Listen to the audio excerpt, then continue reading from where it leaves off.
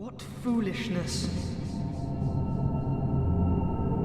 Why trespasseth upon the great Lord's tomb, whilst thou art a disciple of the dark sun? Mark the words of myself, Gwyndolin. Thou shalt not go unpunished.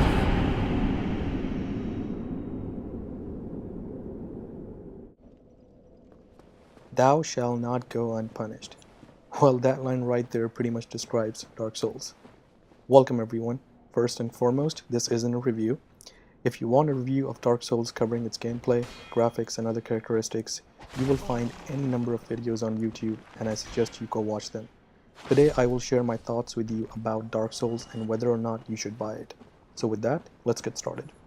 I have been gaming since the NES days, and I must say that when I had initially heard about Dark Souls, I wasn't really interested in playing this game. I had read articles about this game and how it was not for the faint of heart, because the game is very hard and challenging. Other gamers told me that you will die a lot in this game and it will be frustrating, however it will also be very rewarding at the same time. I have to say I was very reluctant in picking up this game, and I'll tell you why exactly. I have a very technical job, and after a tiring day of mental exhaustion at work, I play video games to relax, and the prospect of playing a game that, according to other gamers, can be very frustrating at the end of the day didn't really feel quite enticing. But I still wanted to experience the game given all the hype surrounding it. So I waited for the price drop and I picked it up recently.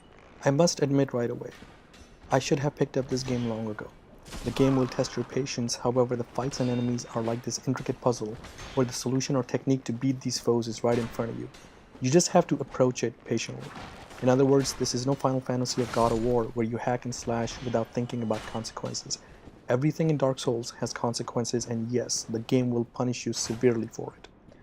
Now, another reason I didn't want to pick up this game was because I was concerned that the stats of this game and the RPG elements would overwhelm me to the point where I will walk away from this game. I'm glad to say that was not the case. However, there is a catch. Be prepared to read a lot on the internet, and I recommend keeping the Dark Souls wiki page handy in case you get stuck or lost. And trust me, you will get lost in this open world. Now let's talk the story.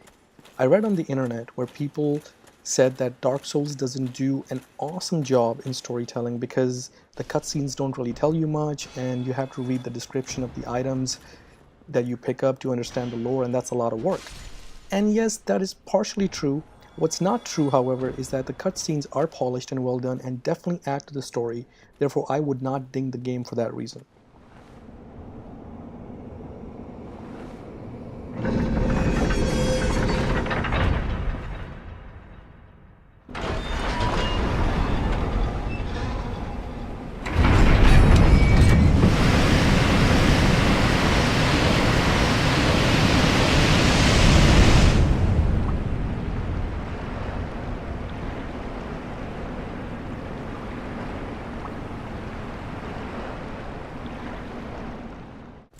Hidetaka Miyazaki, the director of Dark Souls, has created an open world that made me lose myself in it, and I had a blast doing it.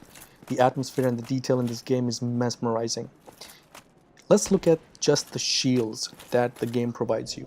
Each shield tells a story, and this is true for every item that you will pick up in this game. I'm just giving shields as an example. As for the gameplay, you will spend a lot of time memorizing and learning the moves of your enemies. It will take time and practice, but trust me, it is not dull or frustrating. It is fun because if you're like me, you cannot wait to get home from work and improve your technique to take down that one boss. However, the game will not guide you on what to do next. It will not give you many on-screen hints like you're used to in other games, or tell you how to progress in the story. It is truly open world, and the world of Dark Souls leaves it to you, the player, to decide on how to approach it. If you are dying a lot, you might have to go online and read about it, or you might realize that your character hasn't really leveled up enough to fight the boss in that area or the enemies in that area that you are attempting. The game does not babysit you or do a lot of hand holding for you, and as for me, I really enjoyed this aspect of the game. It is like a big mystery and I enjoyed it very much. I should mention one thing though. Dark Souls isn't like other games where if you die in a boss fight, You'll spawn right outside the boss room, and within seconds, you're fighting the boss again. The game has what are known as bonfires, which are like save points where you can regain health, upgrade stats, and do other things, and if you die, you will spawn back at the last bonfire that you rested at. Also, these bonfires are strategically placed and are usually very far from the actual boss room or boss fight locations. Therefore, if you die in a boss fight, get ready to return to the last bonfire, and now you'll have to run back to the boss area. And all those enemies that you encountered along the way to arrive at the boss location, you'll encounter them again. Now, you don't have to kill or fight these enemies again that you encounter leading up to the boss location. In fact, when I would run back to the boss locations to fight the boss again, I found myself running past these enemies and just ignoring them, and I would basically, while running, these enemies will try and attack you, and yes, you will spend time to maneuver past them and dodge and whatnot. However, you don't have to fight them. It does get repetitious, yes, in this area, therefore be prepared because the game will test your patience. But these moments are far and few in between, and in my honest opinion, these repetitious moments, although they might seem annoying, they do not steal away from the excellent and polished experience that Dark Souls brings to the table. So, should you buy Dark Souls? Well, it depends on what type of gamer you are. If you were to get stuck in a challenging area in a game, will you go research it online and make repeated attempts until you pass the challenging area?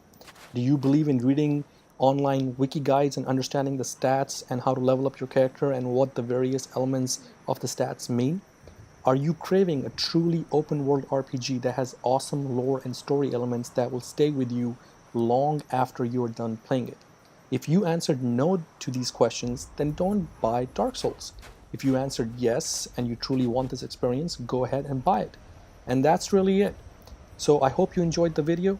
If you did, please hit that thumbs up button, leave me a comment down below, and I will catch you in the next one.